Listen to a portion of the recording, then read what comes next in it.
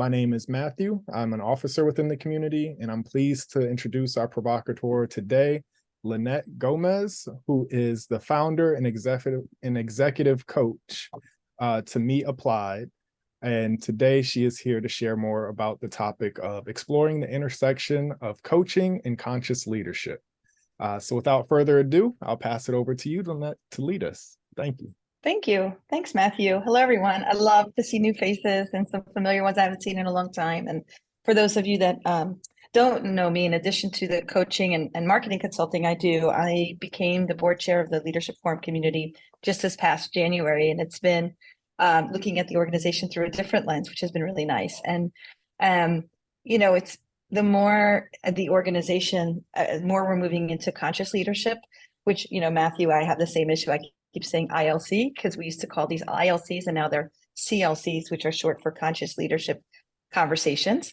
We're looking at all the different ways in how, what conscious leadership means to our community and what meaning we haven't necessarily made connection to. And so today, what we're going to be doing is exploring the intersection of coaching and conscious leadership. Now, I will say, I am not coming in here with all the answers. I'm going to show you some background on both the conscious leadership sort of origins, as well as some of the applications in coaching. Now, for those that just joined in the last minute or so, and I'll ask this again, by a show of hands, who in this room does some level of coaching to some capacity in their work? Okay. Yeah, so about 70% of those in the room, along with me, you are actually doing the coaching. And for those of you that don't coach, I would imagine that you probably have experience in coaching in some way from an L&D standpoint. Even if you're not doing it, you have a sense of what that's about. And so what we found interesting was, and I'm going to share some slides in a moment, but before we go into this, is I don't want to have all the answers. So I'm going to kind of give you some foundations of both sides. And for some of you, this might be like kind of a refresher, but I actually found some interesting sort of history on conscious leadership that as I'm in learning mode about this as well. So I just thought it'd be kind of fun to go look at this together. And then depending on how many people we have, Matthew, we can certainly do breakouts. So it looks like we're pacing towards maybe doing some breakouts, which is fine. And with that, we'll go ahead and get started. I noticed we have representation mostly from the US. I don't think anyone's from outside of the US right now, unless I'm missing somebody. It's a nice mix of folks. Always early on the earlier side for Mark, but let's go ahead. I'm going to get started and share my screen. Awesome. Okay, so like I was saying, we're going to do I did a quick intro of myself. I want to kind of jump right into this with the time that we have together. First, we're going to look at the conscious leadership foundations and history and sort of origin of it, a little around coaching foundations. Coaching, much like the word leadership, has so many permutations and definitions and approaches and specializations. So today I'm more focusing on coaching in the context of leadership coaching, or there's even a movement in conscious leadership coaching out there. So a little bit around those sort of those areas in coaching. For those of you who don't know me, by the way, my coaching training came from Columbia University's program here in New York. And so I have some background in that program and some intersections I thought were kind of interesting as well. And then we're going to have just a dialogue around it and then some takeaways in closing. So some of you may have seen this quote if you sort of play around in all things conscious leadership. There's, like I was saying earlier, there are coaches that are specifically focused on conscious leadership coaching. And so Kelly Campbell is one of those. And this is a quote coming from her around how she sees conscious leadership, right?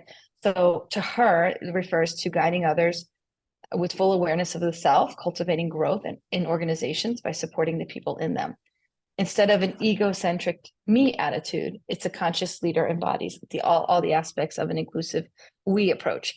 And for many of you that know, we have our summit coming up in July. And a huge part of that is shifting from sort of the me to we. And that's how we're going to be looking at our summit as well. So I just thought it was interesting. The language here is very aligned to where we're headed as an organization with our summit. I also would love a show of hands right now, if you may, on who here sort of has a work working understanding of what conscious leadership means. Stephen, Joel, Anne, Mark, Eileen, Tammy, kind of. Okay, Monica. I don't know if you caught that, but hello, Monica. Just with show of hands, if you're familiar with conscious leadership to some degree, raise your hand. Okay, so I see some of this, but a lot of this, so that's great. We're going to keep going here, and just have to change my screen here. Okay, so when we look at, it's funny, I think Lyndon did this too with some of the conscious leadership defining we did as a group, as a community about 4 or 5 months ago. He looked at all the definitions and did a sort of had ChatGPT help make a definition make sense for our community.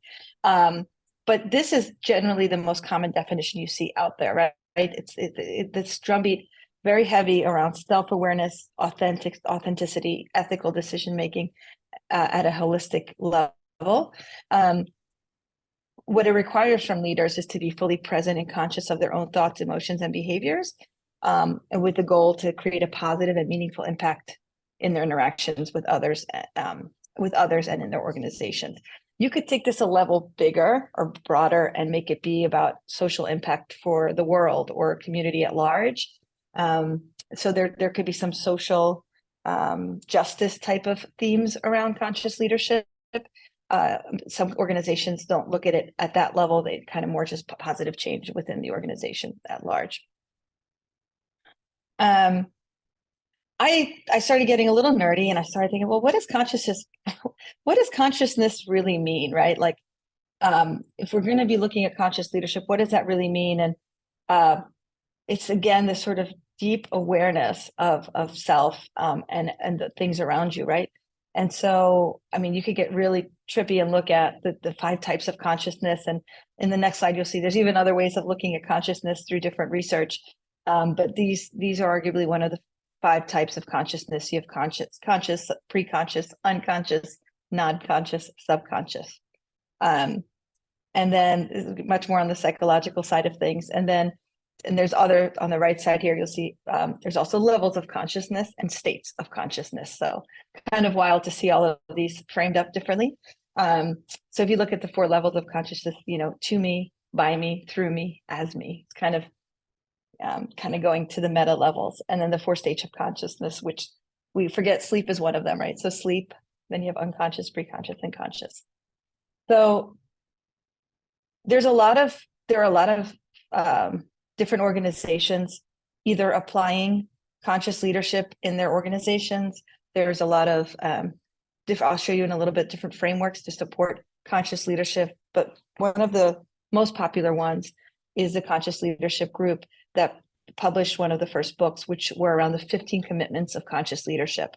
And so what you see here are those 15 commitments and a snapshot. And so if you look at these, they kind of go like a level deeper than sort of just the self-awareness and the emotional intelligence and authenticity, and sort of how that might appear in terms of commitment to self as leader, on the way that you would sort of show up as a conscious leader, right? So you think about, obviously if you're very present, you're also probably very curious, right? So some of these are not surprising to see. But there's kind of some really kind of fun ones here that I wasn't expecting to see. The idea of play and rest. What's the opposite of my story? Approval enough. And as a coach, I find that sometimes as a coach, I'm using some of this commitment as coach in how I coach, right? So how many times for you as coaches, you might use the technique, well, what's the opposite of your story, right? When you're working with a client, we tend to use some of these as our own commitments in how we might coach. So I just kind of invite you all, as I go through these slides, to think about where you might see some intersectionality of maybe your coaching work being informed by conscious leadership, even though you might not realize it, but sort of some interconnectedness between conscious leadership and coaching. Feel free to take notes because we're exploring this together. The other piece around allies, commitments of conscious leadership as it relates to allies. I mean, my mind immediately goes into, my gosh, how many times have I worked with a client on the coaching capacity? And one of the exercises I might have them do is, who are the allies or resources that they need to forge relationships with for it to make sense in their leadership work, right? The win for all. I mean, that's totally getting away from egocentric and more into sort of beyond yourself. Even candor, right? So how many times have you worked with somebody as a coach and used even your own ability to have candor in the work you're doing? It could come up as honest labeling, or like being a straight shooter with them, or kind of urging them to have candor in even how they're doing things. So these are all these were a really nice sort of angle and looking at from a commitment standpoint for conscious leadership. Anyone want to kind of jump in and say anything, any bullet that jumps out to them? Otherwise, I can keep going. When I dropped out there in chat, just that, Sure. I mean, you were actually modeling this as how these could pretty easily be turned into coaching questions as you're interacting with somebody, who are your allies, right? How is this strategy of yours, one that can win for all, right? So I really like these actually as a quick prompt in many ways. It's a great prompt. I love that. The way you said that was really good, Joel. And even that last one, being the resolution, what is that really about? I mean, to me, what it's really about is what is the client's agency in being part of a solution versus talking about a problem, right? It's sort of what is their agency or commitment in that? How thick is their skin in the game, if you will. So yeah, I love that, Joel. These can easily be flipped into coaching prompts. So if we were to bubble up the same book and looking at the key ideas and the 15 commitments of conscious leadership, these are the ones that bubble up. And I got to the point where I didn't want to type conscious leadership for every slide. So when you see CL, it's conscious leadership. So you know what I'm talking about. So I don't know how I felt about this first one, that the notion that you're either conscious or unconscious. You're either one kind of leader or the other. That's kind of a very bold statement. And yet I couldn't find an untruth on that personally. I'm like, okay, yes, I guess you're either unconscious or conscious, or maybe you're somewhere in that sliding scale in between, right? You could be working on your way to being more conscious. You might not be fully there yet. The idea of taking full responsibility for themselves, the idea of committing to accepting their feelings and learning from them versus pushing them away or not even paying attention to them at all, but using them as a learning opportunity. The ability to communicate open and honestly, huge. I was just coaching somebody before here that is going through a recareering of their own, and sort of how they're even going to be able to own that responsibility and communicate how they're going to be leaving into something else to their own staff. And how do you do that in a way that's open and honest and true to your own value, your own value system? And that, talking about value system, the next commitment, the key ideas around having integrity and showing appreciation for key people in their lives. And I even love the way it says key people in their lives, because it doesn't necessarily mean people you work with. It could be, I'd like to think of it, people critical to your success, or critical or just critical to you in your life, right? So it could be your partner, it could be a neighbor, it could be, someone you do work with or you collaborate with. This is interesting. They also, the ideas of conscious leaders, also spending as much time as they can in their zone of genius. And I kind of ask you all to reflect on this for a moment and kind of curious where you are on this. Because for me, I think about this and I question if I really am honoring that as much as I could, right? That one jumped out to me the most, of like, wow, I need to pay attention to that one. The idea in conscious leadership is sort of the idea of life being abundant, and they're always looking for new solutions and problems around to the problems around them, rather than just calling out the problem. Any reactions to this? Otherwise, I'm going to move forward. Linette? Yes. Hi, this is Maria. Sorry, I got a question about the sound of genius.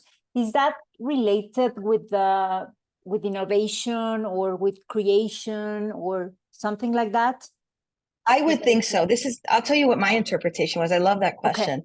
Okay. To me, when I read that, what it meant to me was I'm creating enough space in my day to do the work that I'm best at, that I love doing the most, where I can have the biggest impact. And I immediately went into the same mindset you did, which is, well, that usually means doing something different or something high impact. And usually high impact can apply, it could be innovative in of itself. So I had a similar takeaway. I don't know if I don't know more than what I just shared. It's just kind of what I walked away with.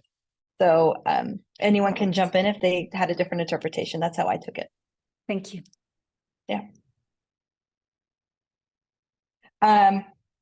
So let's continue. So then now we're going to kind of go a little more into the history of conscious leadership. And,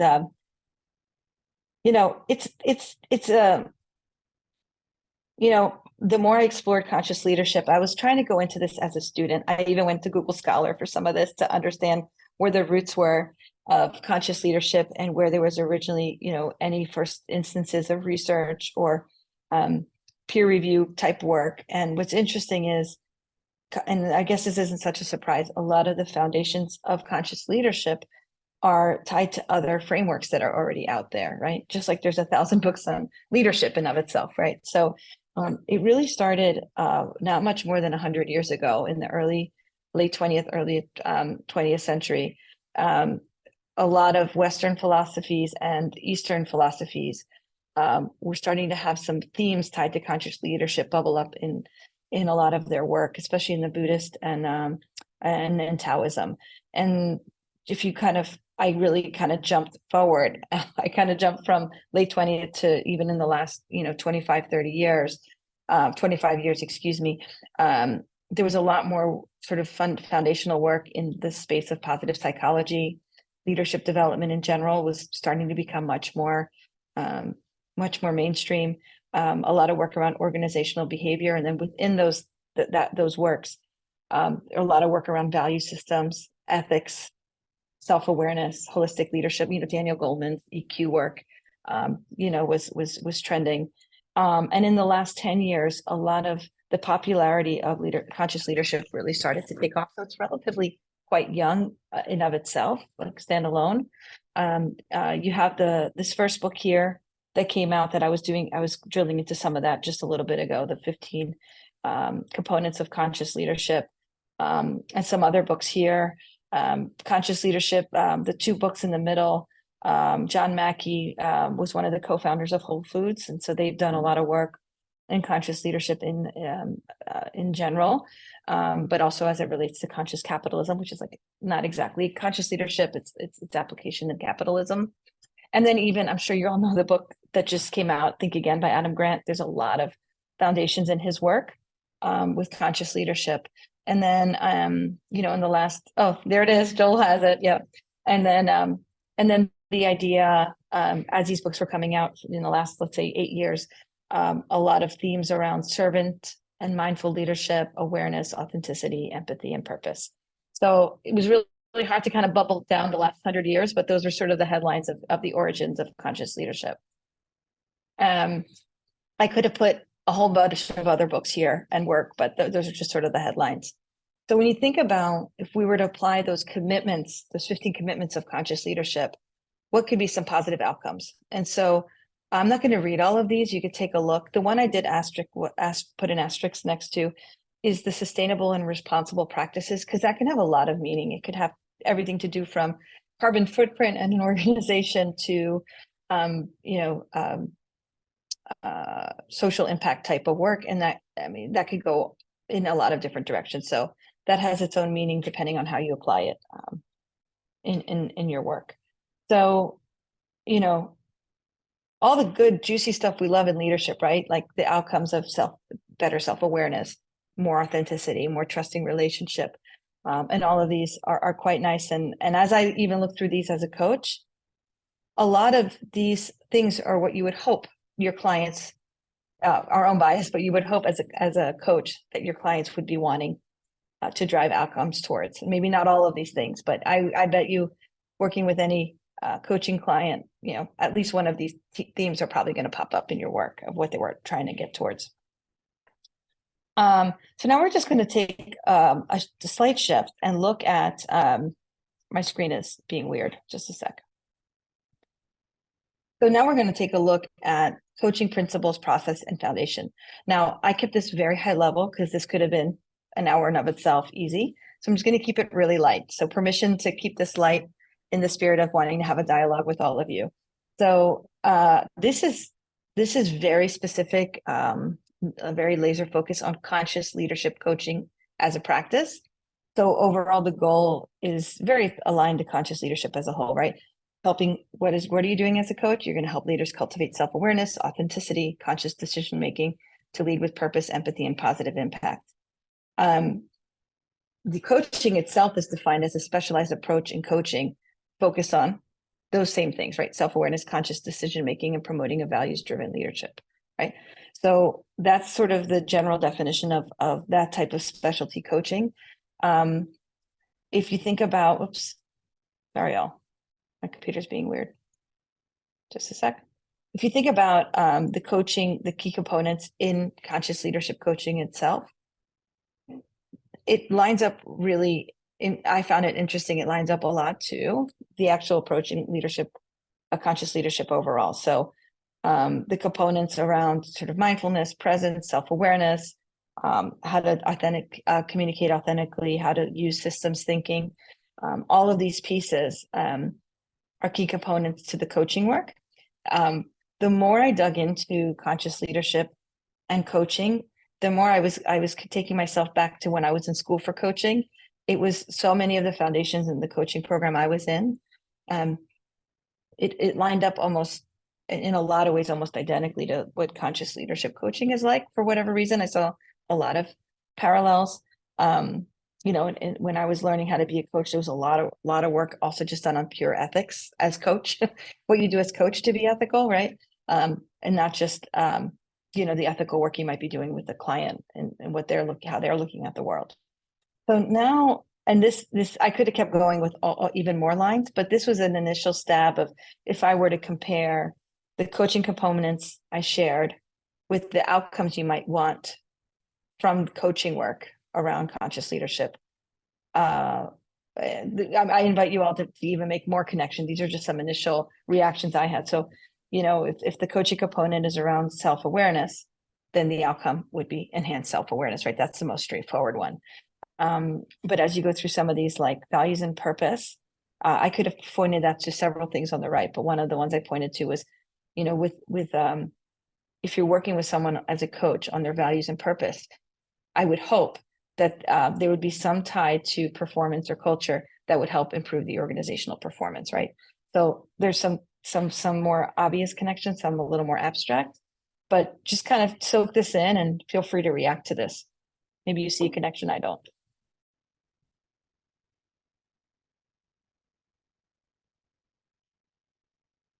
Linette, question.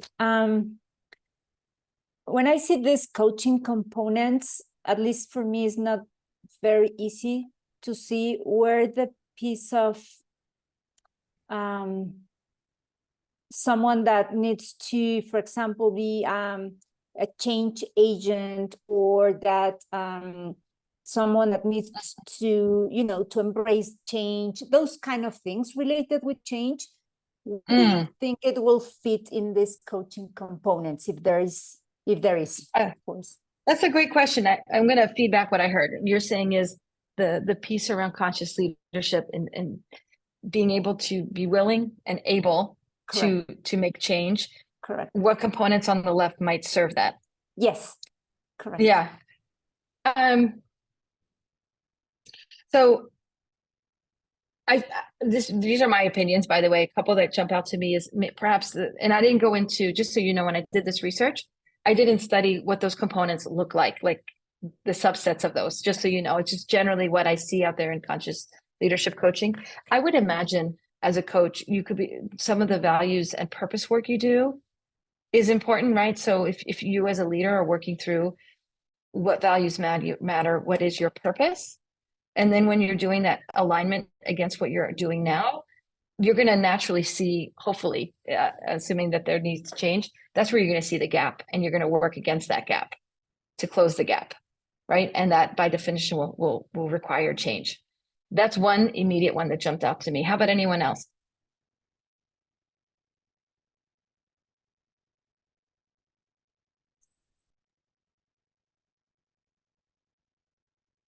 Anyone?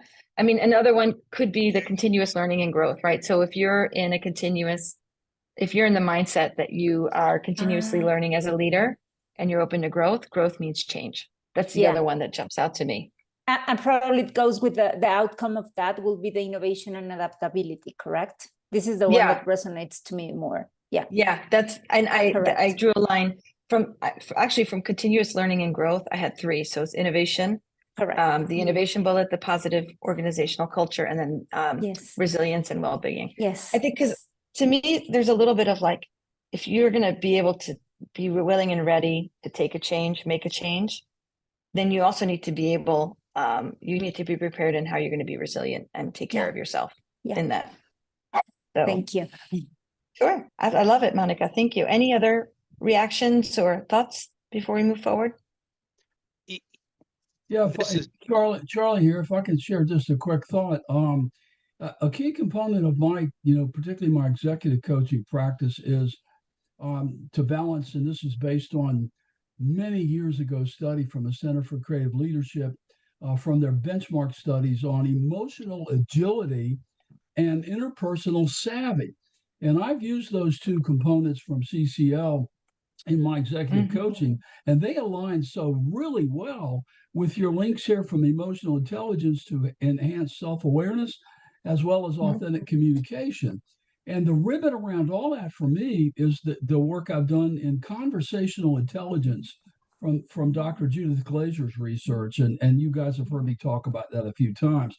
This is a brilliant comparison chart. I love it. It's just really good, Linette. Thank you. Thank you, Charlie. I was starting to look a little hard on the eyes. I thought, let me stop. I wanted enough lines to spark some thinking. And it was intentionally kind of unpolished because we're in a learning container right now. So I didn't want it to look perfect. So, but it was just to spark some thinking of how right? Just like a lot of us have a learning and development mindset in this room. Whether you're leading, whether you're helping leaders, or you're just trying to learn how to grow, right? And so, you think about a garden, the things on the left are the things you do to foster, hopefully an outcome on the right. So, it's kind of a logical mapping, but I just thought it would be interesting to compare them to each other. So with that, I'll move on unless there's another. It's great to see them linked together. It's just really good. Yeah. Excellent. All right. So I'm going to move forward here. So I took some materials from, and I kept the branding on here just for my own ethics. This is some of the materials that I used from the Columbia program that I learned my foundations in coaching. I found it really interesting when you look at the guiding principles, even just the language guiding principles is weighty, isn't it? It has some weight to it. And so one of the things we were taught is in order to be effective in how you coach, these four sort of pillars are really important in terms of principles. This is from a coach perspective, just to be really clear, not a leadership perspective. So as I'm coaching someone, these four tenets. So adhering to high standards of ethical conduct, focusing on the client's agenda, not your own. That, just so you know, that almost reminds me in conscious leadership, from the me to we. So, the me in leader, if I'm a leader, I need to be clear on what the part of me matters. Who am I? And then in that, understanding the others, sort of what their agendas are, and then ultimately sort of the overall agenda of an organization, right? So the coach, if you're focused really on what matters with the client in front of you, you'll be able to serve those needs. Building commitment through involvement, that bottom right one. If you're not clear as a coach on what's motivating the leader in front of you, there's going to be huge limitations on how involved they are in the dialogue. And you're only going to get clear on that if you're clear on their motivations. And then the permissions piece, to me, all of these anchor on trust. All of these help trust. And in coaching work, just as leadership work, trust is so important to really sort of create the strength in relationship and the reliability and the ability to really collaborate in a deep and meaningful way. And so the permission piece on the left, bottom left, even earning the right to advance each stage of the process, right? As a coach, you have to be really mindful of that. So I personally found a lot of synchrony with conscious leadership, and even how, as a coach, you might approach your work. And I'm not suggesting that the Columbia program use conscious leadership in their application. I just found a lot of correlation. And some of these are old school materials, so they look a little funny. So I'm going to go to the next one, actually. So one of the other sort of in terms of competencies as a coach, this is an interesting little sort of puzzle. And I'm going to explain this to you in a really simple way. The left side is how you co-create the relationship with client. So how do you relate to them? What is your presence? Presence, a huge part is you can't be present unless you're curious and truly listening, right? So that you look at the middle, if you see where the coaching is on the red here, and across on this horizon, they're all connected, right? So if you have a good presence and you're listening, making meaning with others, and then you're contributing where it makes sense, that all ties to sort of how you're connecting, right? Your ability as a coach, a big part of our work is asking good questions that help co-create or co-think through a situation with a leader.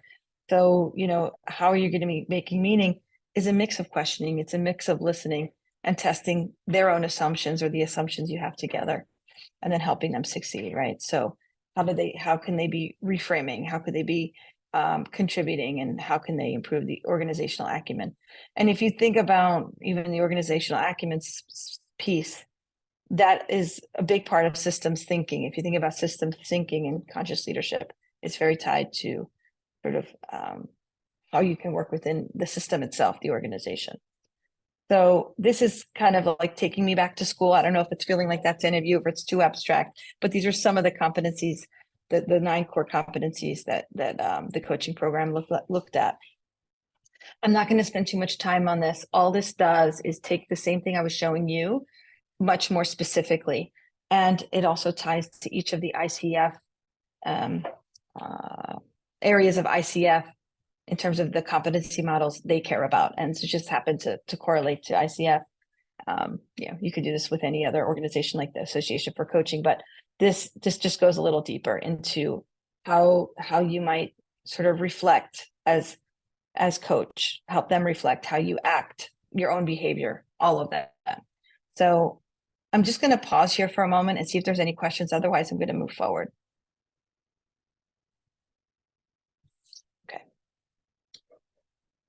And then has anyone here heard of ORID data?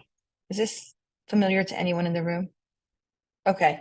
This wasn't made up by the program. ORID already exists out there, and it's basically an acronym for objective, reflective, interpretive, and decisional. It's how you look at data in those constructs, in those contexts. In the program, we actually flip the R and the I. So we go to objective, then interpretive, then reflective, and decisional. And if you think about it in the coaching process, you kind of, if you're going to have a session, right, you start with what's going on, right? The what's happening piece. That's the objective, like what's going on. And then the interpretive is, as a coach, you're working with the leader to work through what does it mean, right? And then how am I feeling and reacting? So a lot of this is around awareness, self-awareness. And then what the decisional piece, what do I respond? How do I respond, right? If you think about the most laser coaching session is about what's going on, what does it mean to you, and what are you going to do about it, right? Those are kind of the most 3 basic flows in coaching.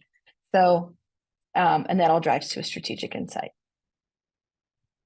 This next slide is basically just looking at the same ORID, just in a slightly different, more focused lens. I don't think we need to spend too much time on this.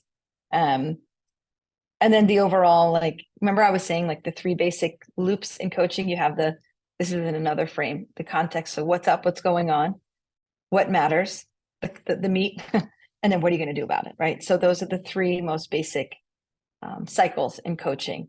And then looking at all of sort of the steps you take on the blue on the outside, or the steps you take a little more granularly. And, as coaches, we kind of jump in from one of these to the next. They're not necessarily linear. So, I mean, I'm sure you all have most of you here do some level of coaching, and most of you probably have at least 1 or 2 or 3 different ways that you were certified or learned how to coach. And so I'm not expecting that this is exactly how you might have learned, but it was just kind of nice as a student to go back and look at some of the foundations in coaching, to kind of look at it through the lens of conscious leadership. So with that, I'm going to look at chat because I haven't been looking and see if there's any reactions. Oh, great, Charlie. Love that. And I don't know if you're still in the room with it. You said you're popping in and out. That's great. I love that, Joel. I missed what you had said. I think that many of the components would contribute to my ability to advance change. Yeah, absolutely. It tied to Monica's question earlier about like being able to change. Okay, excellent. With that, I'm going to stop sharing for a second.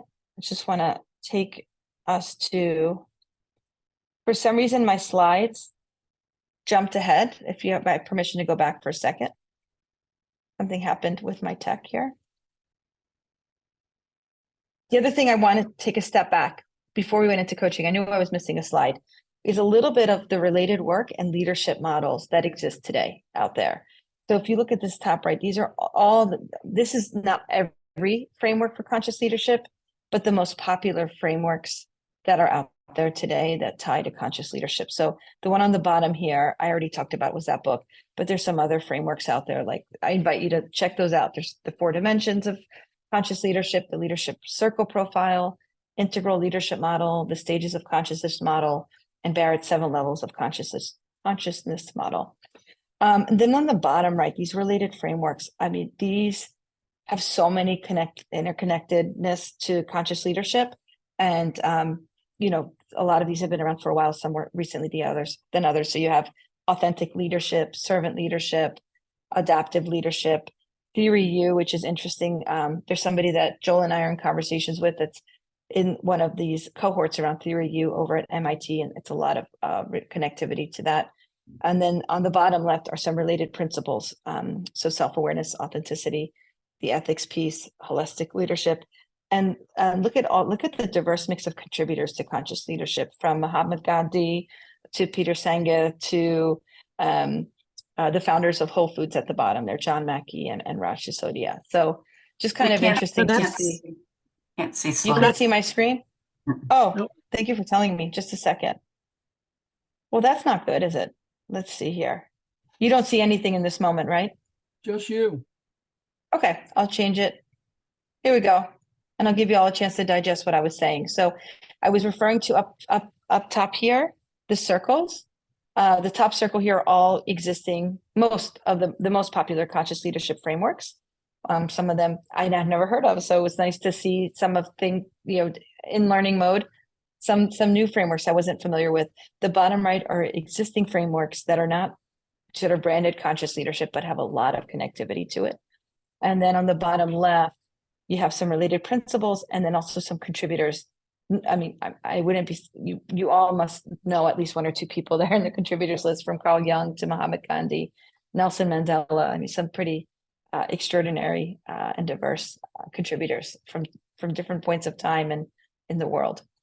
Any reactions to this now that you can all see it? Sorry about that. Sue.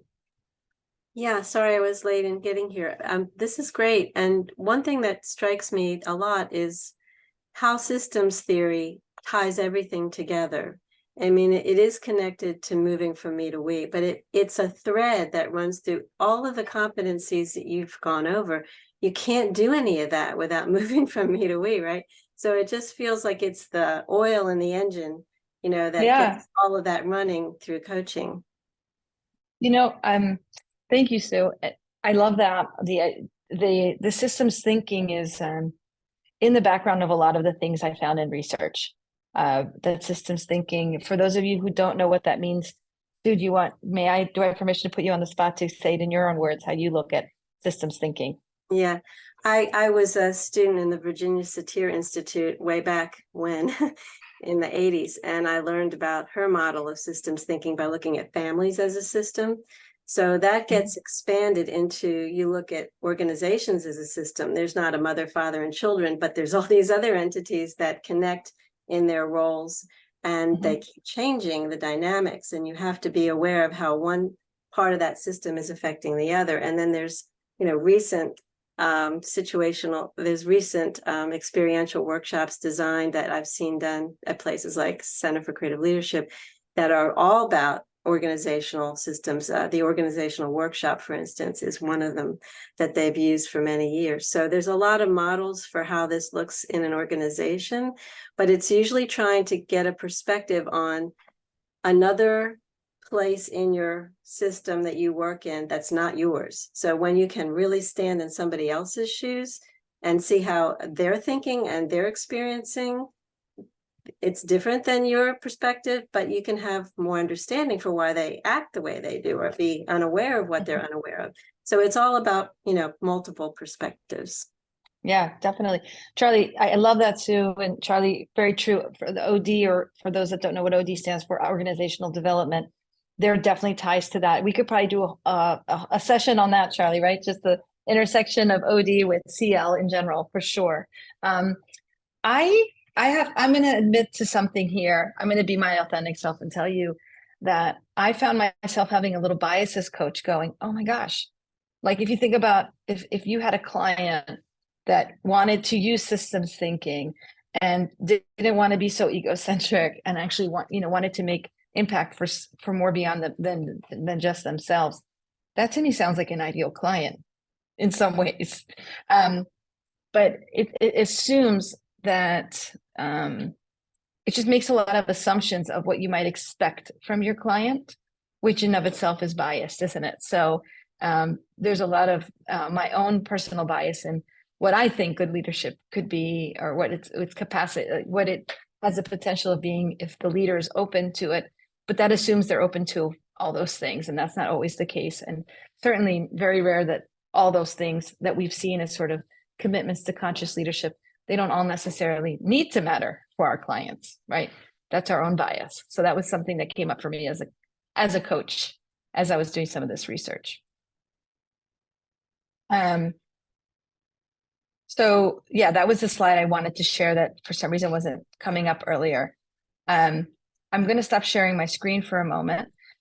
Matthew, I don't know if you saw my comment there, and if it's too hard to do, we can continue the dialogue just like this, but I thought it'd be nice to do a 5 to 7 minute breakout in triads, if that's possible. Yep, totally possible. Awesome. We'll get ready shortly. While you get that ready, I'm going to use that time to prompt you all what we're going to do in the breakout, which is I wanted to keep it as informal as possible. All I'm asking is that don't feel this pressure that if you don't coach, that you have to know what the intersectionality looks like. But just invite you to kind of reflect on things that I might have not noticed, or I might have called out, that where you see the intersection potential between conscious leadership and coaching. Even things like I said, it was more like, what's my bias as coach? If you're a coach, I invite you to think about, what preconceived notions you might be coming into, or maybe different ways of applying conscious leadership that aren't even on these slides. So just have a little fun in the dialogue, and then we'll circle back. So Matthew, let me know when you're ready, and I'll give you an idea for time of when we can come back to the room. Okay, I'm ready whenever you are, Linette. Awesome. Let's do it. And let's just do 5 minutes. You're going to do triads. And if you don't feel like talking, you could just let the group know and you just want to listen. That's okay too. Let's start now, and then we'll come back. It's 48 after the hour. Let's come back at 53 after the hour. We'll keep it quick so we have a little chance to reflect on the way back. Just to recap, we're kind of recapping our breakouts. And one of the things that came out in our room with Greg and Steve was remembered and got a lot of energy around something he presented just last year in the summit around conscious leadership and healthy, 3 years ago, excuse me, around conscious leadership and healthy leadership, right? And so a lot of ties to that. And Greg went into, he's done some work with conscious capitalism in a local cohort, and it's kind of looking at sort of conscious capitalism at the macro, business at the micro. Then you have conscious leadership and conscious living. That was kind of cool. And then the idea that this work implies long-term horizontal work, not just what is for today, but sort of a long-term vision. And then I shared, to me, that's where the purpose and values work comes from, because it's not just for what's today, it's for sort of a longer path forward. You could none of this came up, but even legacy work, like what is the legacy I want to leave, right? anything else, a sort of a takeaway from the breakouts? We, if I might share, one of our issues that came up with Monica, welcome aboard too, and Eileen, is this whole concept of self-awareness has to be the starting point for effective coaching, and the fact that one can link it directly to the components of conscious leadership. For me, and I share with the group, it starts for me in my practice with a personal SWOT. And Eileen also shared that she had, done some personal SWOTs. It's an opportunity for an executive or a middle management person, or even a technical person that's being coached that has no, defined leadership role, to be able to spend time really self-absorbing. And the SWOT process is ideal for that. It sometimes requires the coachee to involve, and I've done this a few times. It works to involve a loved one at home, because there's a very fine line separation between analyzing yourself in a deep dive in a SWOT and how that impacts crosses over to your personal life. So we had a good conversation. That's awesome, Charlie. Yeah. It's like you can't. It's just like anything, right? Like you can't be in a relationship with someone else if you haven't done the self work, right? It's the same sort of kind of logic. So yeah, I appreciate that. I'm going to go ahead and share my screen. And while we do that, does anyone else have something else they took away from the breakout? Sue, please go ahead. Yeah, I'm going to quote Tammy. I hope that's okay, Tammy. Tammy summarized all coaching and consulting and all these kinds of things in 3 simple words, which I love. This should be a bumper sticker. It's basically just sitting down and finding out what's true, what's real, and what's authentic. I'm like, yeah. Like, can we just put that on a bumper sticker and we'll be done? Real, I love that. Yeah, what's true, what's real, what's authentic. Real, authentic. Yep. Thank you, Tammy.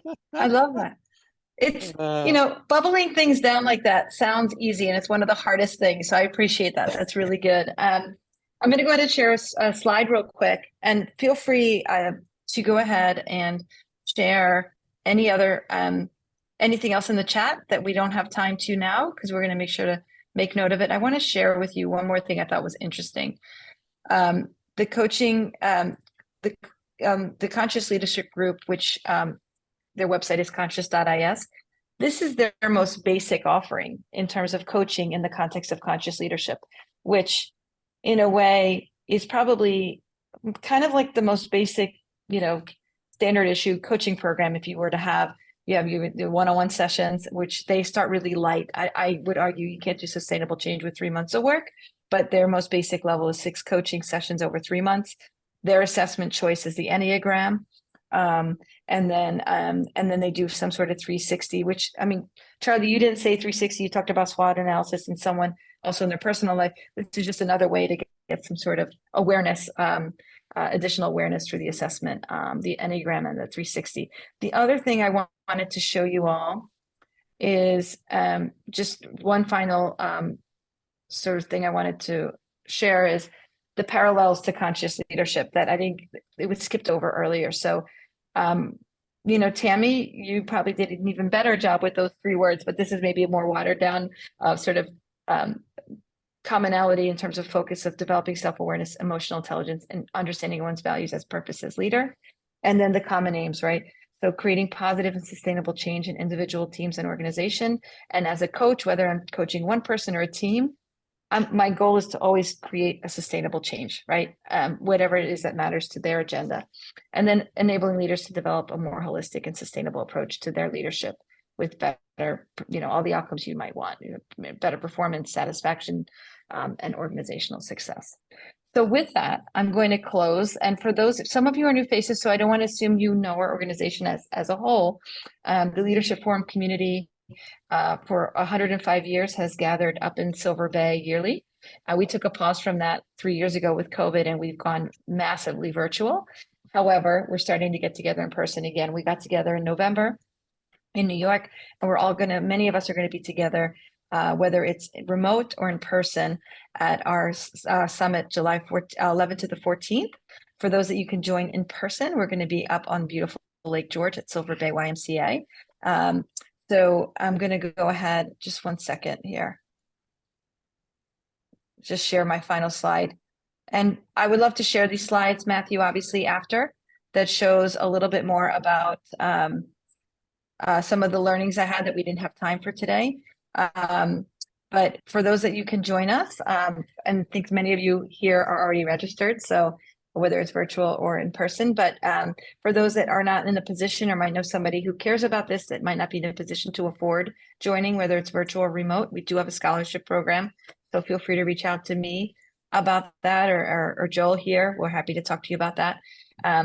But with that, we are out of time. I just want to say thank you to all of you. This is just the beginning of some expanded dialogue we'll continue to have around, even as an organization, how might coaching be a part of what we do as a toolkit for our members and our community at large.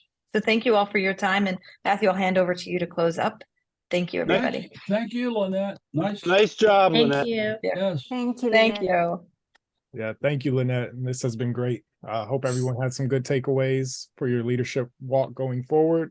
As mentioned, we have the summit coming up this July. As we have some links in the chat there for registration and for more information.